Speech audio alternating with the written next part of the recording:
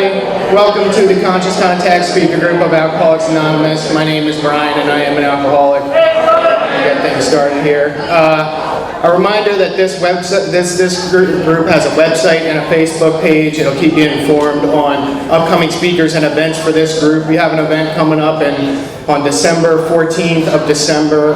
We're going to have Chris Raymer here in from Texas there's going to be a workshop all day long and he'll be speaking at night. There'll be food and fellowship throughout the course of the day. Workshop.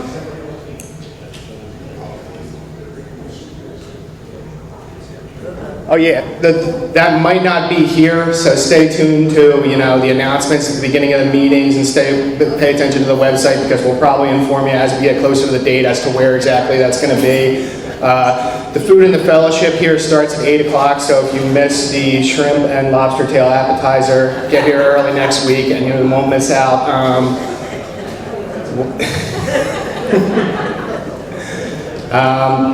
A reminder that there's no smoking on the church property. We appreciate if you help us out with that. It's the church's policy. We're very privileged to have this facility to use for our meeting, and that's really all they ask of us.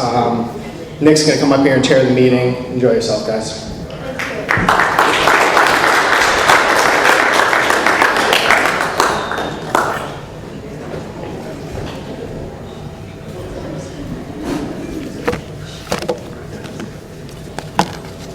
Welcome to the Conscious Contact Speaker Group of Alcoholics Anonymous. My name is Nick and I am an alcoholic. This is a 1-hour speaker meeting that meets every Saturday evening at St. Paul's Lutheran Church, 301 North Main Street at 8:30 in Doylestown, Pennsylvania. The business meeting for this group meets every Saturday at 7 p.m. to 7:30 right here. The purpose of this group is to provide a consistent message of hope and recovery through God, reliance, and service to others through the practice and teaching of the 12 steps. We record all speakers so that others may benefit from the message of recovery. If you wish not to be recorded, simply ask. This is an open meeting of Alcoholics Anonymous. The group would like to welcome everyone, especially newcomers. Is there anyone new or from out of town that would like to introduce themselves with their first name? Yes, hello. Hi, my name is Julie. I'm an alcoholic. Hi, Julie. Welcome. Yes, sir. I'm an alcoholic. My name is Donald. Hey, Donald. Welcome. Yes, sir. James. Hey, James. Welcome. Yes, sir. I'm Mark and I'm an alcoholic. What's up, Mark? Welcome. I'm Justin. I'm an alcoholic. Hey, Justin. Welcome. Hello. Hi, Jenna from alcoholic. Hi, Jenna. Welcome.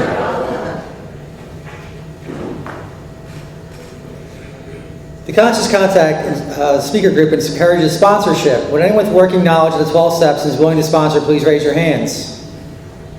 Excellent. Are there any announcements for the floor for the good of AA? Yes. Hi, Jenna, alcoholic.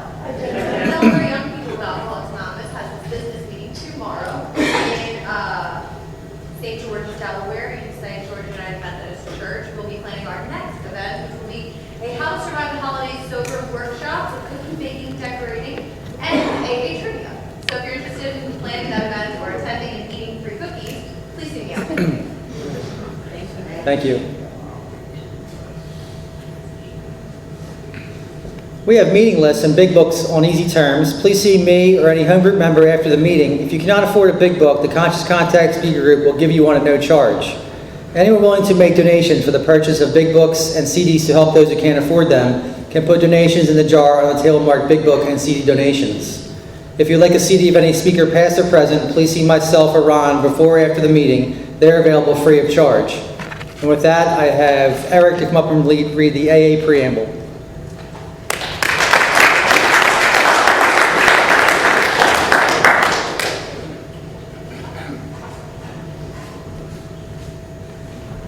Good evening, everyone. My name is Eric, and I'm an alcoholic. Hi, Eric. The AA Preamble.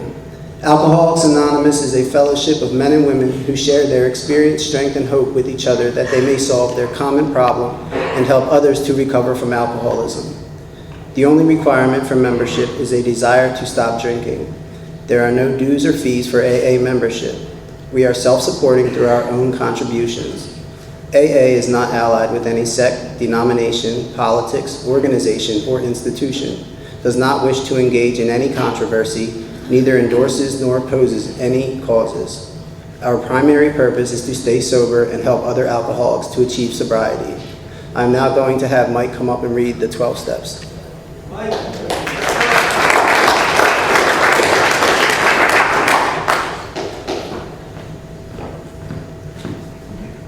Good evening, everyone. I'm Mike. I'm alcoholic.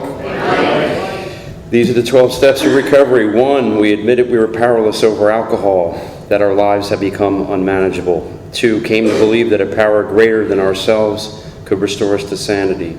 3, made a decision to turn our will and our lives over to the care of God as we understood Him. 4, made a searching and fearless moral inventory of ourselves. 5, admitted to God, to ourselves, and to another human being the exact nature of our wrongs. 6, we're entirely ready to have God remove all these defects of character.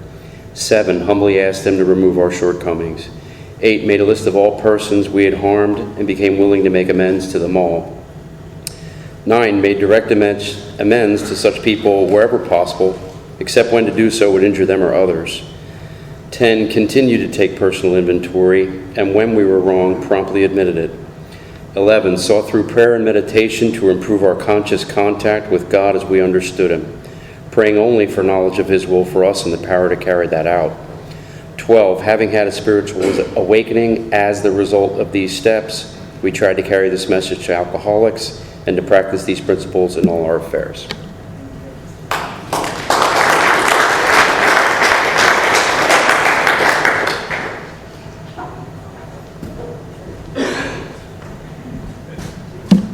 We have a 7 tradition which states every A group ought to be fully self-supporting, declining outside contributions. At this time, I'd like to pass the baskets. We have no dues or fees, but we do have expenses. This group provides many services. Your donations cover rent, big books, CDs, events, and workshops. Once again, there is absolutely no smoking on church property. Please take a moment to silence all cell phones and limit movement during the meeting to avoid distractions. Now to introduce our speaker, a good friend of the Conscious Contact Speaker Group, comes to us from Delaware, Jenna M. from the Love and Service Group.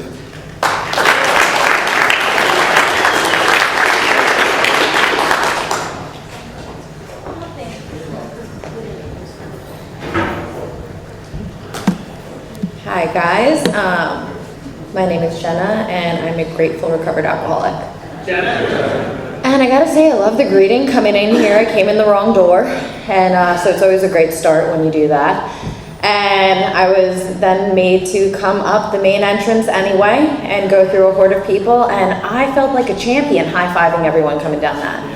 And AA is like such a welcoming environment, right? Anywhere I go, I feel like I'm immediately at home, and that's not the way I felt when I was out there. You know, I have a sobriety date of March 12th of 2011. I got sober when I was 21 years old. I was introduced to AA at 19 and said, absolutely not. You can't stop me before I'm legal. And I came back in very shortly after my 21st birthday and was like, I can't handle it anymore. But it's funny because my journey, I don't really have that great of a story out there. You know, and I was told that very frankly by my boyfriend. He was like, you know, you might want to not hype up on your, you know, your war story. It's really not that good. Like, you didn't kill anyone. You didn't destroy any families. Like, it's not, it's, and like it is, I mean, I started drinking, my first drunk was at 14 years old. And I was at a New Year's Eve party, and I went from drinking classy screwdrivers to immediately shotgunning beer and in a blackout. And I came to eating cheesecake, and I blacked out again and woke up the next day on the floor with my head in the toilet.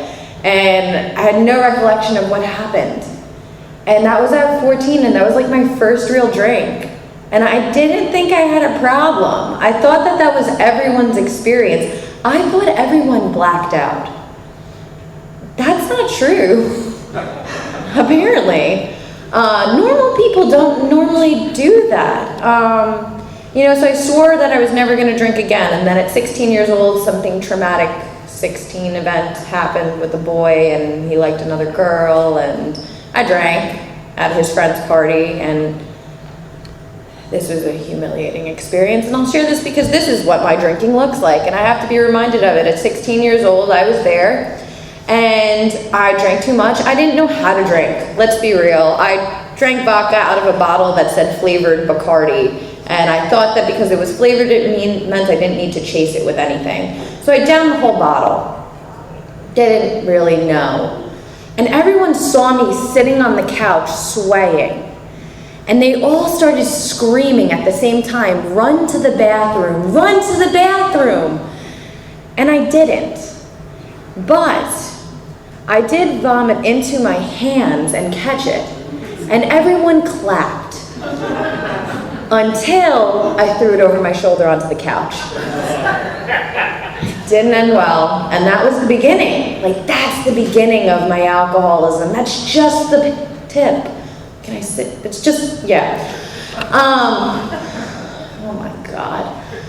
I'm not allowed to curse, so I gotta keep this real vanilla. So 18 years old, I get into college, and it's, again, not good. It's a nightmare. But I'm not seeing any of this. Like, I'm at the bars on Thursday night. I'm supposed to be in my advanced biology class, but everyone's drinking $20 all they can drink, so why not I? You know, so I go there with my fake ID at 18 years old and start doing a lot of things that I shouldn't be doing, and passing out drunk and ending up in bad situations, and, you know, doing everything to feed my alcoholism, right? The ego, right? And like that spiritual malady that I tried to fill with everything else, all of those insecurities that were there were gone as soon as any other substance entered into my body. Like, I was me. I was that happy-go-lucky girl who didn't care what everyone thought for the first time in my life.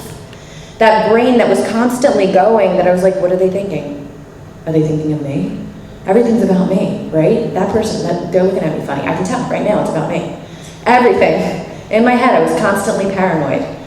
And it stopped. It was quiet, and I was cool. I thought I was cool. And so, you know, I did all of the things that people have suggested I do. You should get into modeling. I thought that was a great idea. Until they told me that I had to, like, drop 3 inches off my waist. And I was like, that's great, I'll just drink more. And that's exactly what I did. I drank my calories, because those don't count. And my life very quickly got bad, that from 18 to 19 years old, I'm now in my first rehabilitation center. And that was actually where I first got introduced to my first resentment. I never really acknowledged resentments before then, but getting like kind of clear-headed and sober for the first time, I started becoming aware of these things. And my first resentment was at my counselor, who told me to please, now at this point I'm supposed to be going to AA meetings, but like any good alcoholic who doesn't want to go to an AA meeting because they're not yet ready to get sober, goes through that meeting list, puts it down, says I went, fakes a signature, and that's what I did. So I had no clue what she was talking about, and she said, can you go to the closet and grab the big bottle?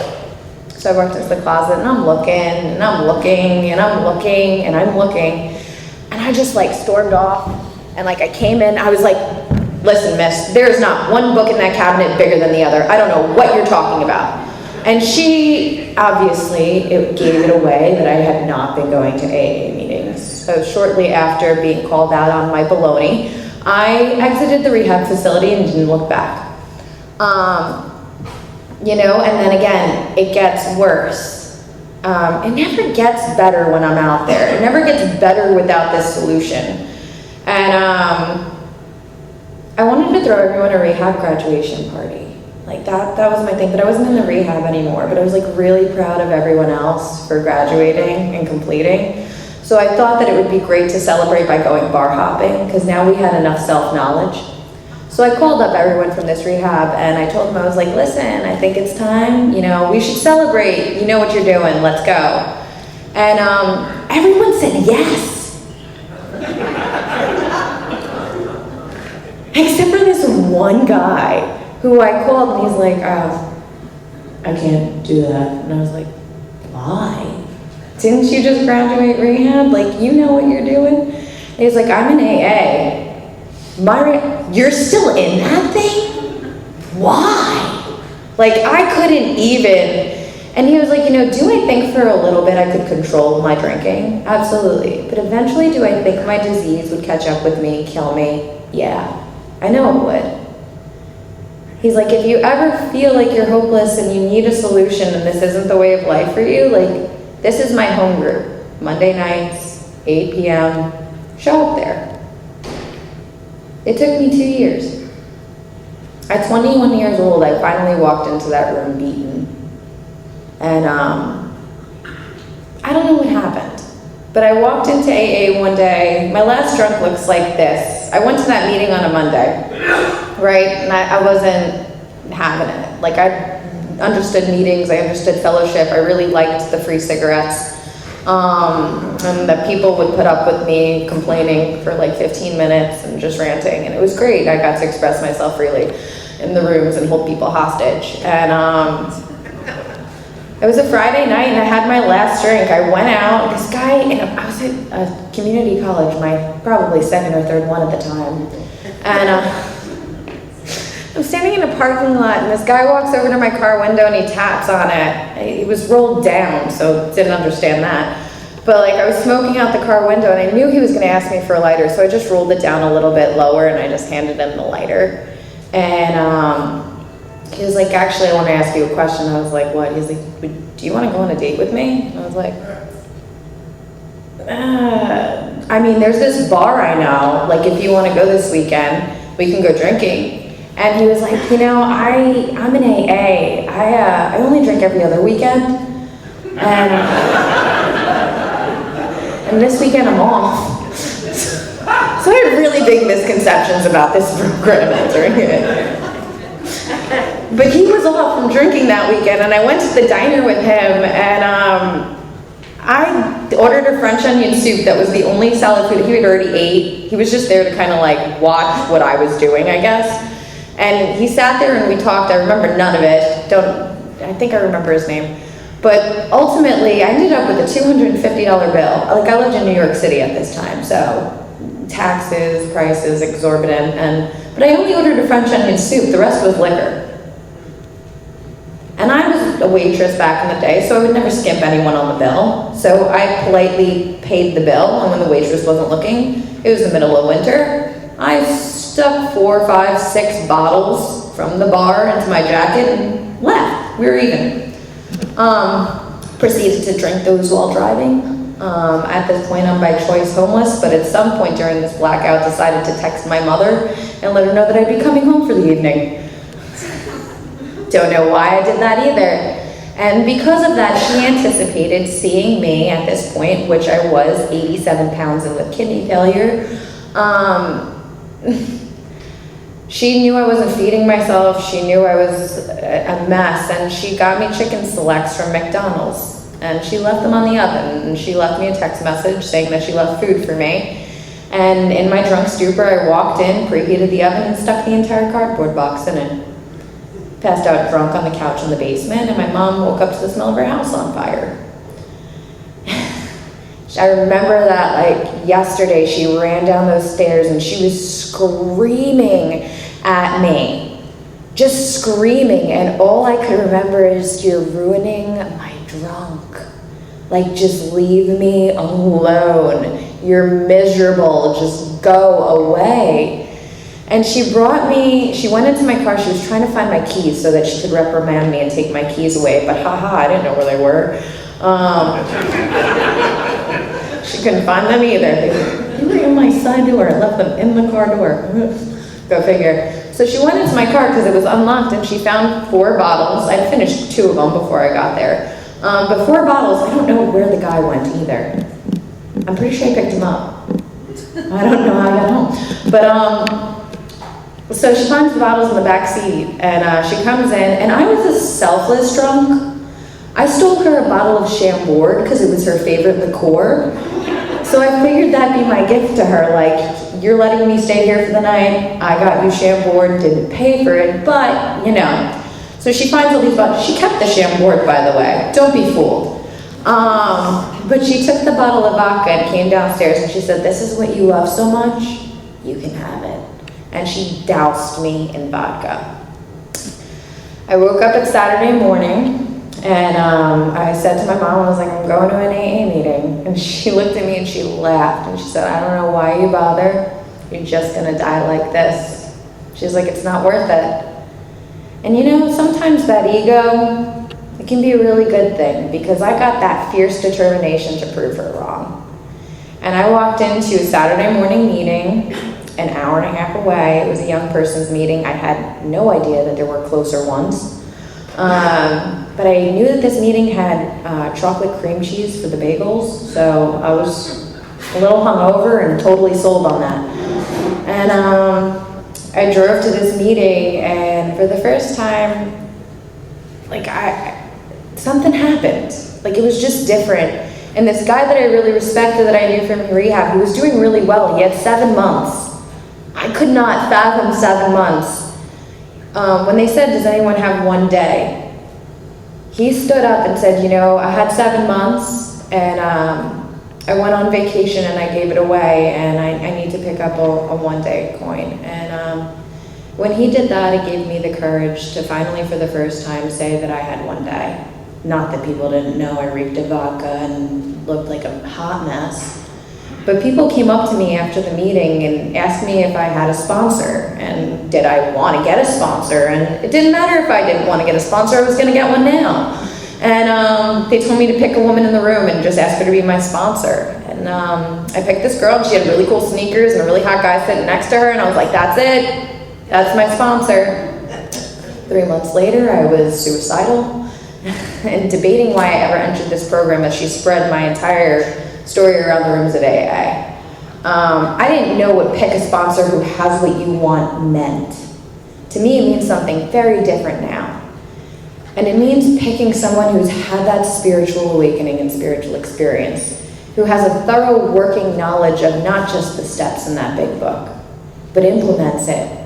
Someone who, when I wash their feet, lives that book. That when they talk about, you know, being restless, irritable, and discontent, they identify with that and know what to do about it. They know where to apply the principles in their life. So at 3 months, I was told that this woman did this to me, and I was brokenhearted, and 2 alcoholics thought I might drink that night, so they showed up at my house and sat with me all night until I could figure out another person who could sponsor me. And I picked out this woman who I thought was the biggest witch at the time, because every time I walked into a meeting and said hi, she said hi, and rolled her eyes and scoffed at me. Like actually scoffed. I didn't even know that was a real thing until I read it in the literature. And they said, you ever think that maybe because they know that you're full of baloney? And she took me through those steps, and I was her first sponsee ever. And we both had no clue what we were doing. And I didn't know what honesty was. I was as honest as I could be the first time through those steps. As honest as I could be, which meant that a lot got left off that inventory. But I didn't know how to be honest about that other stuff. Like, I didn't know how to come clean about an eating disorder. I didn't know how to come clean about stealing, except for when it benefited me to, like, you know, I had to say about the diner story and stealing the bottles of liquor. So, I mean, because that was part of how I got sober. But other than that, I didn't really want to talk about being sober and stealing from my mom's pocketbook. That I was still doing that in early sobriety. I was so ashamed. I thought when you got sober, your behaviors that were bad disappeared. And that it's not magic. This program comes with time and constantly giving like different experiences. And I've been through the steps several times, right? So this is what my sobriety looked like. My first year sober, I was a hot mess, as expected. I had terrible behaviors that I still like to think that my entire first year sober, I was like abiding by the whole celibacy thing, and I did that. I did not get into a relationship for an entire first year of my sobriety. I did continuously text with men in order to satisfy that need. I did flirt constantly. I did do all of that stuff, but I didn't have sex. That's not a bad word, right? Okay. Trying to be real cautious up here. I didn't do that, really. I kept it above the belt. So, I played around with the rules the way that I wanted to do it. I took the suggestions as best I could as an alcoholic who was still very sick and suffering. But I'd like to think that I can claim, I didn't get into a relationship for the first year. All right, let's be real honest. That's all I did. I just didn't get into a relationship. But immediately upon the break of that year, I was in one. It was like waiting for the countdown, and it's like I already had my options lined up. I was ready to screw up my sobriety as quickly as possible.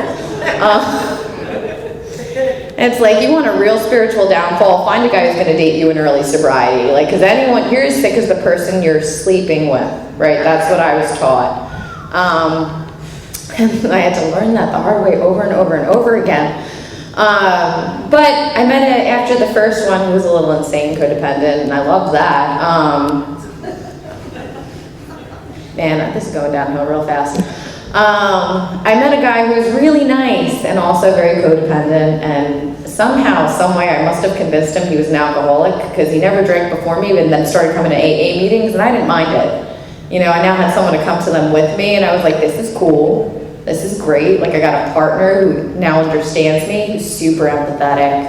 I really don't think he was an alcoholic. I think he drank once, and his grandma died of alcoholism, so he classified himself in because he wanted to be closer to me. I really like the needy ones.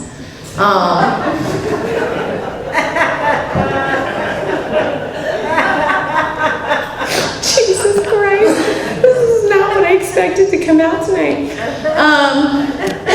God has really different plans for me.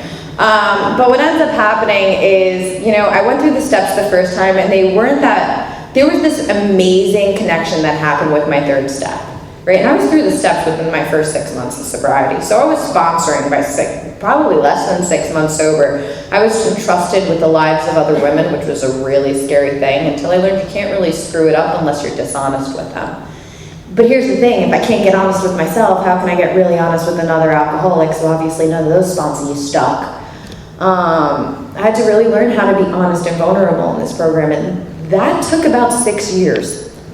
My first year, I did the best that I could. I had a spiritual experience, and I had an amazing fellowship and great people around me, and I really loved my life. In my second year, I meet this awesome codependent dude who's right on my side at all times, and we decided it's great to get engaged, and my father gets sick, and my father was pretty, my childhood gets better the longer that I'm sober, so I'm not going to blame anything bad on my father. But he wasn't the most accountable dad, and he's Italian, so he's very hard with his hands and his head and fist, and he didn't have the best coping skills either. We still struggled with that same thing. And it fell into a place where he was diagnosed with rapid onset dementia.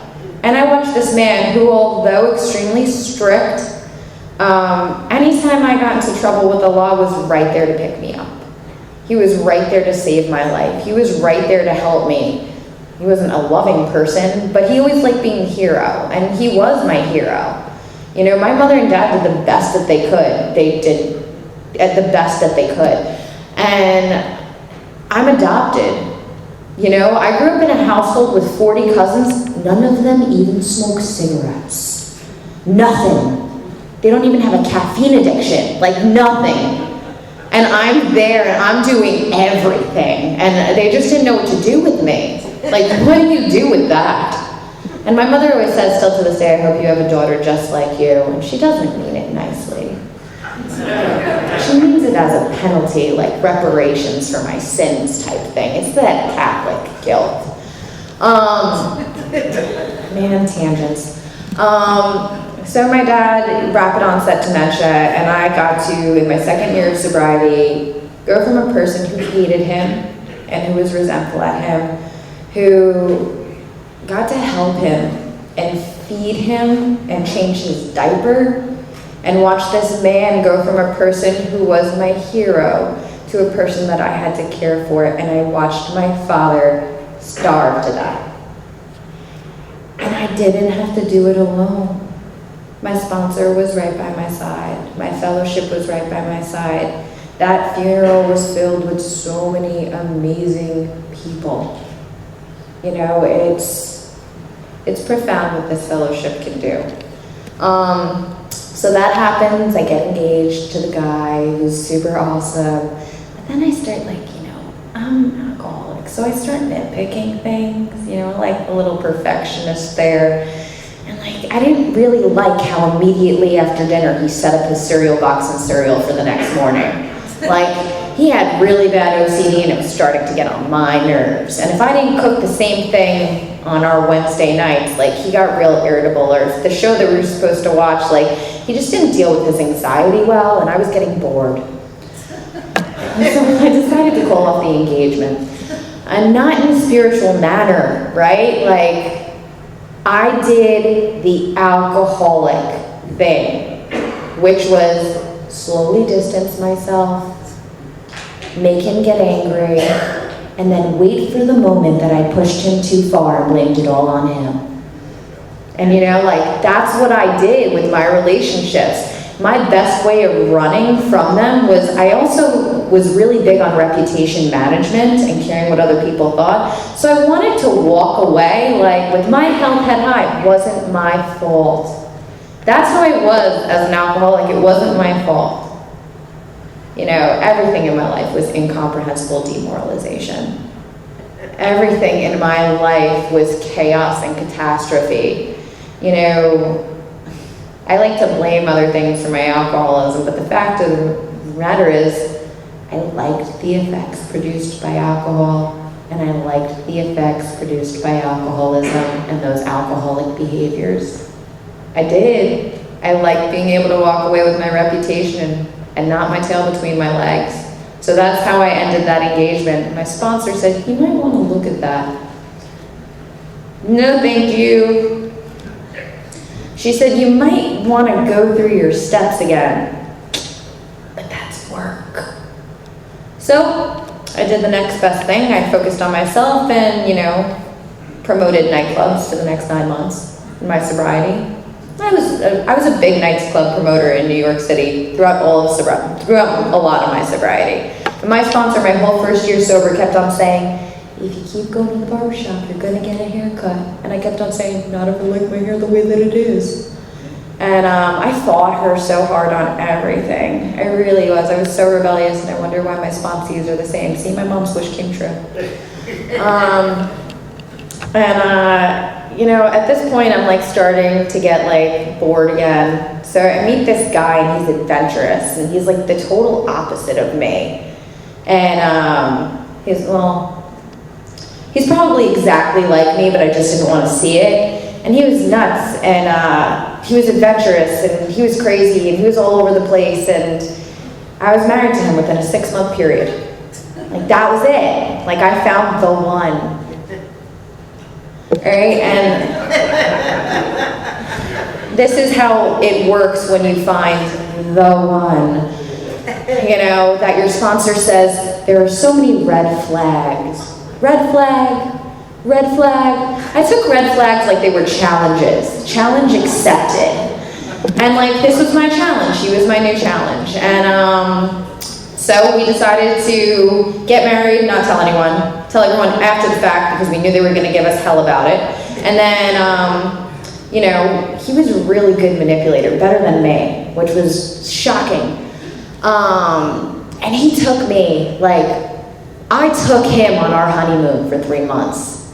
Saved up the money, paid for everything. He was in school at the time, that was it. And so as soon as he graduated school, we decided to go on this 3-month honeymoon to Thailand, Cambodia, Vietnam, Burma. And so that's what we did, and we got married again in Thailand with elephants and fireworks and fire dancers and all of this amazing, amazing stuff, right? And we get home from Thailand, and he's like, I'm gonna go visit my mom for a day, and he calls me up the next day, he's like, I can't do this. I just, you know, not feeling right. I'm afraid your alcoholic behaviors are gonna come back because you were nuts before we left for that honeymoon, and I really don't feel like walking back into it. And I was like, what the hell? That's okay, right? Okay. He's like my wingman over here. He's like giving me the wink and the nod, like this is acceptable. I need a sponsor like that. That can just like, that was good. So much easier than going through the steps. It's like good behavior, bad behavior. I crack myself up, that's all that matters. I just laugh a lot at myself in sobriety. That's what I've learned. I can't take myself too damn seriously. Again, damn's acceptable. I gotta get used to this. So what ends up happening, I get back and, now I'm beaten. Now I'm at that point where like a drink or a drug would sound really good to me. Like, my husband just left me. I'm super codependent and needy. I should have gone through my steps 2 years ago, but now I'm at about 5 years sober, only been through my steps one time, had one spiritual experience, and pretty much have been resting on my laurels ever since.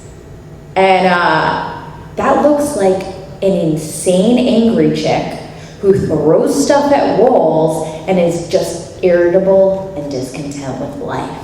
And nothing could satisfy me.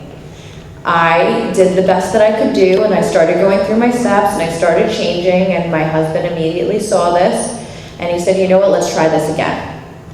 So he said, let's try this again, but like, let's do this somewhere else, like, let's move. So he moved me from New York City to Rehoboth Beach, Delaware. Well, little did I know, Rehoboth Beach is known for one of many reasons. Great vacation home, amazing beaches, also known as a gay beach, and wouldn't you know, my husband was. So, had no idea.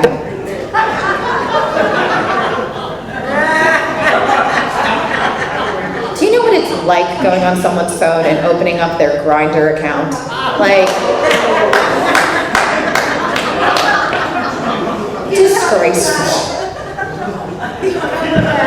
I know, right? I'm here. Obviously, I've been coming back. But there was no coming back from that one. I mean, once you cross that boundary, I just didn't know. Like, he was cheating on me with women I knew that I thought we could get past that. But I can't compete with a man. Like, I just don't got those parts. And, so, now I'm like, what do I do? What do I do? What I had been doing. I started I helped start 6 meetings in that county that I moved to. I got sponsees. I ripped through that step work. And then my sponsor got pregnant. And she blamed pregnancy brain. She's like, I just can't do this. My head is like, gone. I think you need to find a sponsor closer to you. So I found a sponsor, and she was great for co-signing. Loved her.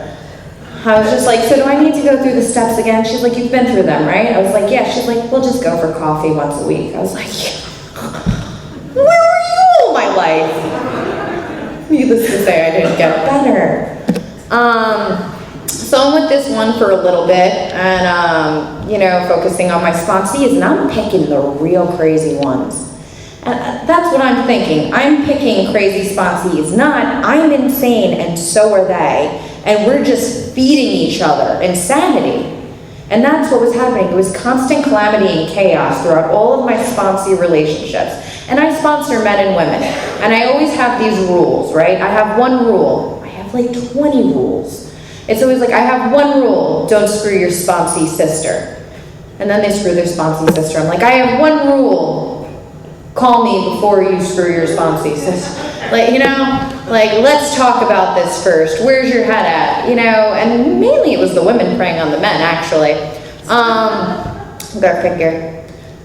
That's not reverse sexual harassment. That's just normal sexual harassment, which happens both ways in AA. I had to learn that. Like, I can't judge anything. Like, everyone's got their own experience, and even that sometimes works out. I had to learn things so much the hard way, right? So all of this happens. I got a sponsor co-signing my stuff, and she tells me, I get really busy in the summertime, so I'm probably not going to be able to meet with you. Call me in September.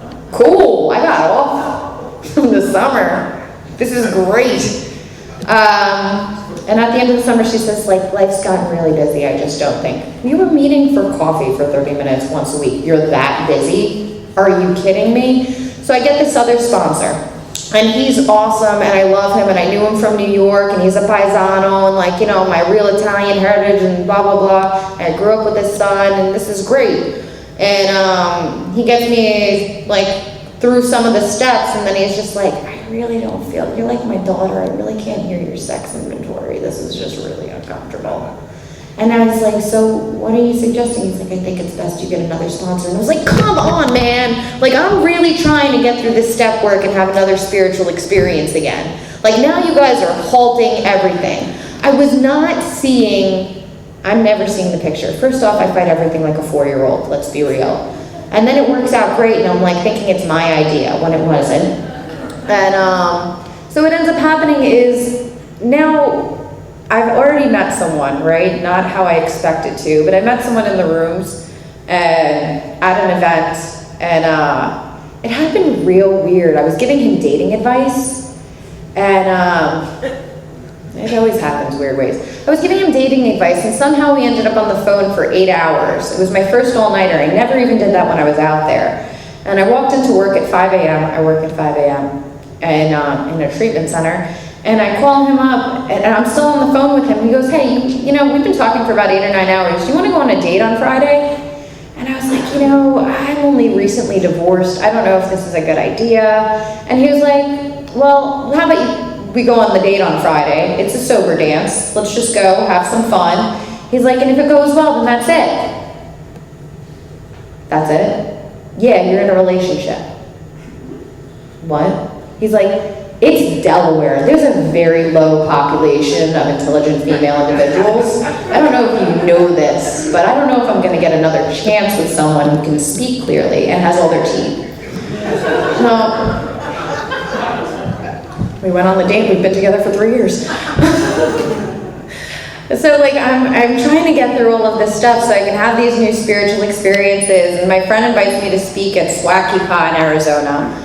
And so I fly out to Arizona, and I meet this awesome woman, and she gets up on stage on the podium. She's one of the main speakers, and I had no idea she was a main speaker. We were chilling in his pool the day before, and she was there with her kids, and she was just really honest and really authentic, and she wasn't afraid to put all of her business out there. Every defect that she had, how things were going poorly in her marriage, and if it wasn't for this one thing, her husband and her wouldn't be together, and all of this stuff, and all of this, and I was there, and I was just like,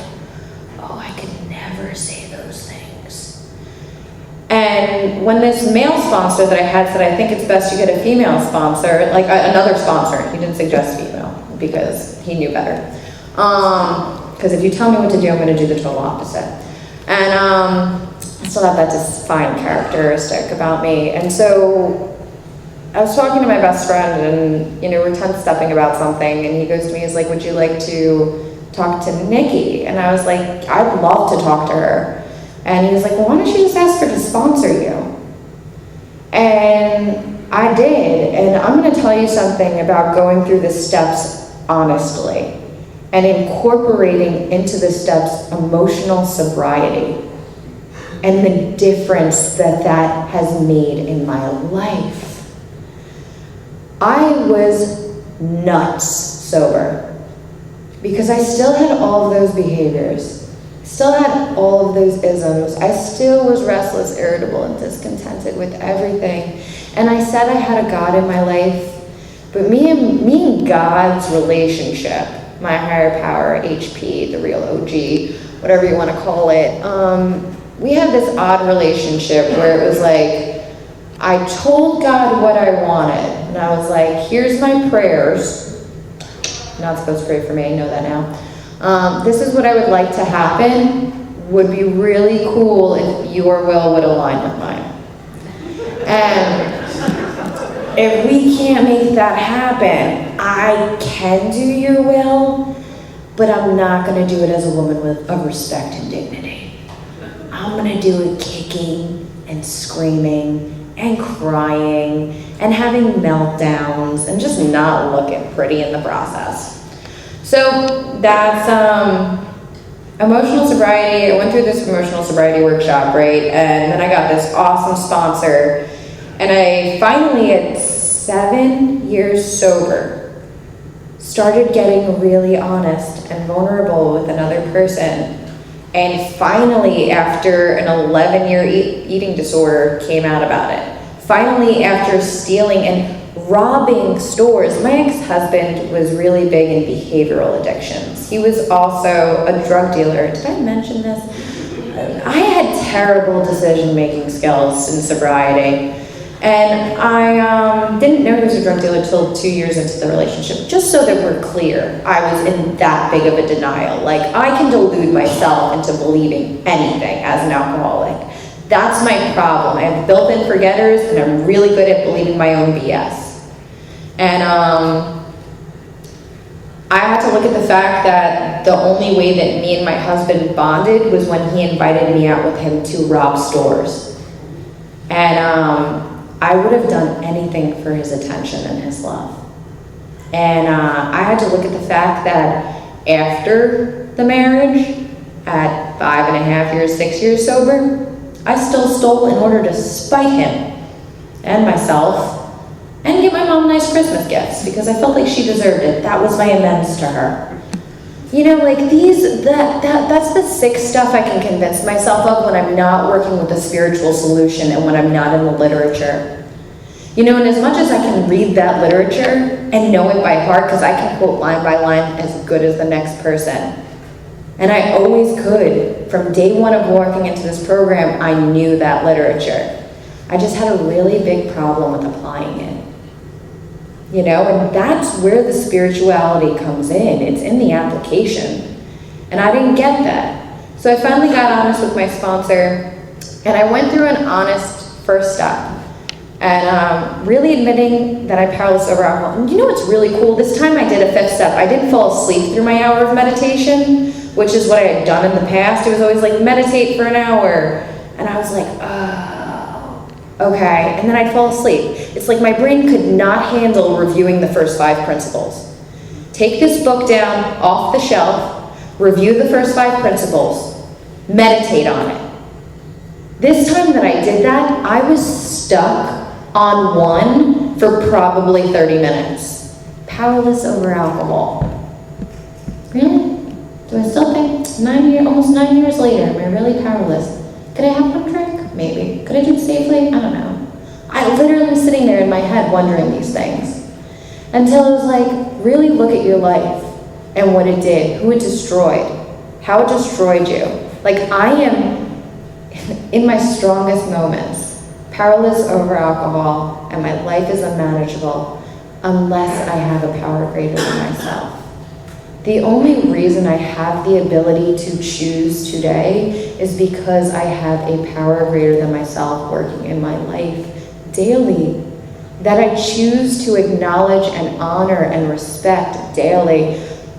I don't know if they talk about it in here, but I know that they didn't talk about it a lot when I first moved to Delaware, and it's something that I really missed hearing about, that I heard about a lot in early sobriety, which is that belly barometer. You know, that God consciousness within. And like, for so long, I would get a feeling, right? And I still have these moments where I can't differentiate between excitement and anxiety. They have the same physiological symptoms. So I have a really hard time differentiating.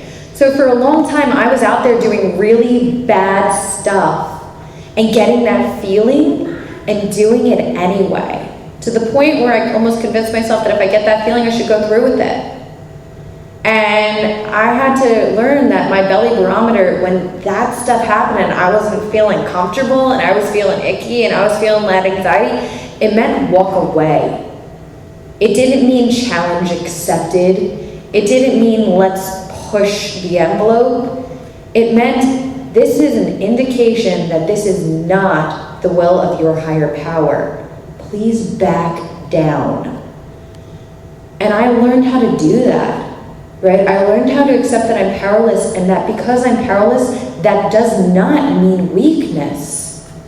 You know, we are bound through our quote-unquote weakness, and this disease has made one mistake, and that's that it's the same in all of us. And because of that, we can have a common solution. And that common solution is these steps and working these principles. Having that spiritual experience and that spiritual awakening, this time, gonna tell you what it looked like for me yesterday. Yesterday, I don't know why I do these things to myself. People didn't ask me in advance, do you want to speak at this 3 months from now? And I say yes, and I put it in my calendar, and then it goes off a day before, and I go, what the hell was I thinking? Are you kidding me? And I did that. I had a speaking commitment yesterday, like 45 minutes away from me, not that bad.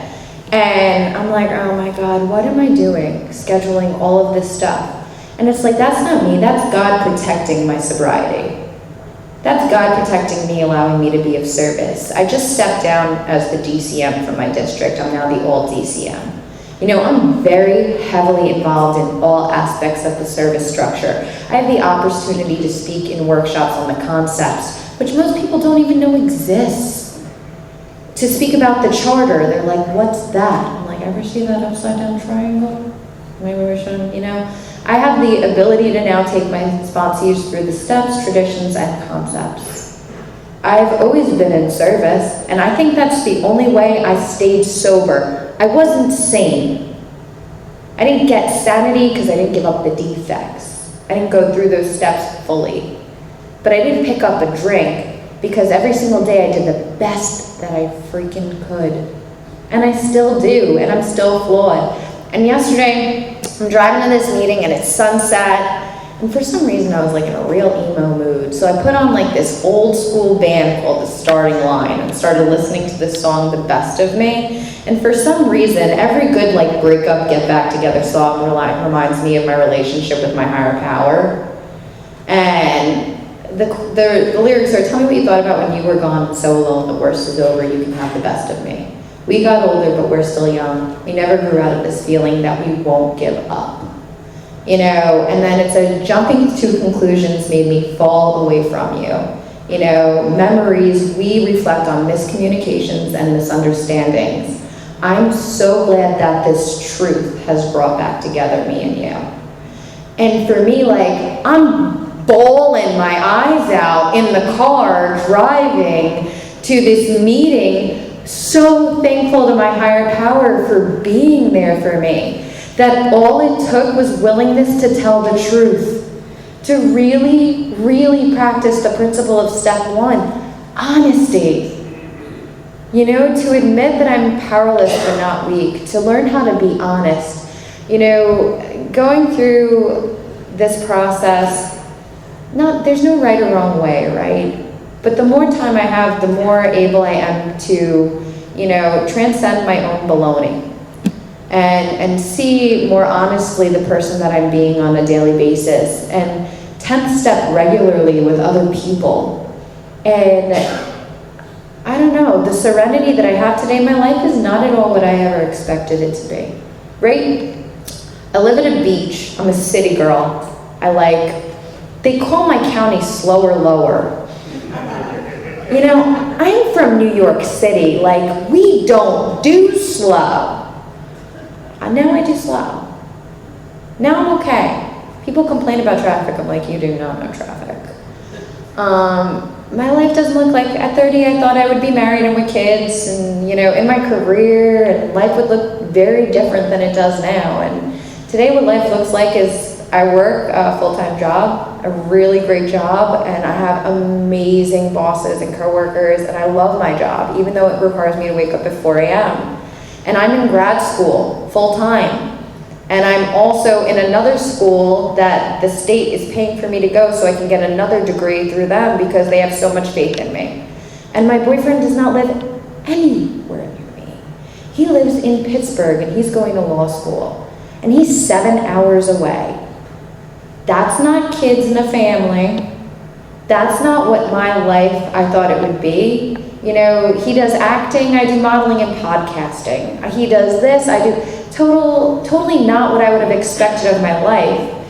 But you know, I was talking to him on the way here, and you know, we're very dry humor, sarcastic individuals, and like very dark, and in some ways. And he was like, you know, why don't you just talk about what you get to do today, which is dying on the upswing. And I was like, you know what, that is great. Like, I get to die on the upswing today. And we were talking about it, like, back then, I would have died. No one wants to read that obituary. Drug addict, alcoholic, 19 years old, 3 community colleges, failed student, shitty daughter. Ooh, Stan, I was so close. I got 5 minutes. Bad daughter. You know, like, that's a terrible obit. And he was like, yeah, what would mine have read? Like, failed actor, failed out of law school, died of an overdose. And I'm just like, at least now we get to die on the upswing. Super helpful individual, always tried to stay positive, did the best she could, great daughter, accountable person, you know, has so many opportunities. Like, if I died now, people would miss me. If I died then, I'm pretty sure my mom would have been really happy to count that weight off her shoulders and not having to worry about me every day if I was gonna come home alive or dead. You know, I have a life today that I'm not willing to give up. You know, they told me when I came in here, sit in that chair and hold on to it for dear life, do not give it up. And I'm willing to fight for that chair today and this seat in Alcoholics Anonymous. Like, I did not do this program right, but I've done it to the best of my ability, and my life is beyond my wildest dreams today. I have stopped being sometimes I'm not a 4-year-old child fighting God's will. I have my moments, like when my boyfriend went to leave for law school, I was in a pity party for like a solid of 2 weeks. I was miserable. And then I'm like, oh my God, the independence is great. I don't have to cook for anyone else. Like, this is awesome. Like, I really found a way to be happy with who I am as a person and not depend on another human being. That's never a place I thought I'd be at. I never thought I'd have sponsees who called me and respected what I had to say, and would actually call me to 10th step because I don't give them answers. I always thought I had to have the answers to everything. I thought I had to be the sponsor that told you what to do. I thought I needed a sponsor who told me what to do. I just needed a sponsor who was gonna sit there and say, you know, how do you feel about that? Like, do you think that that's the right choice? Like, let's look at this in a 10th step. Where are you resentful? What's the fear? Where's the dishonesty? Where are you lying to yourself? And where are you being selfish today?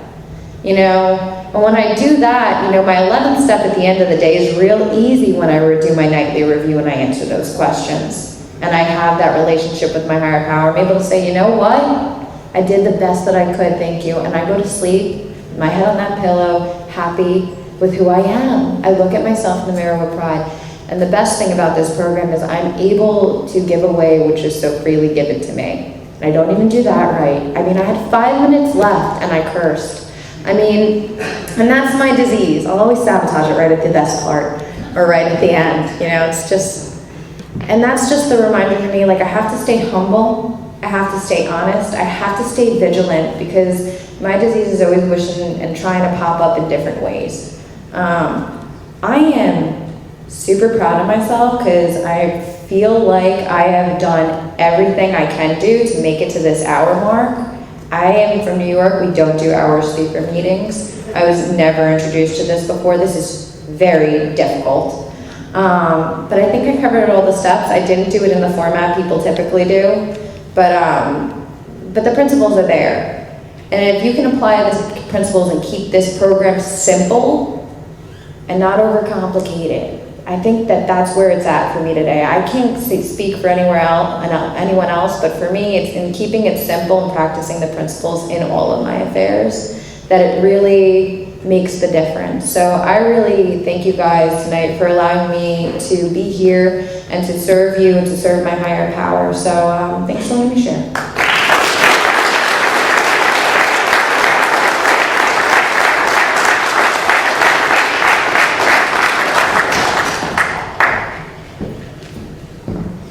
All right, thank you, Jenna, for coming here and sharing that powerful message of hope with everyone tonight. Thank you, everyone.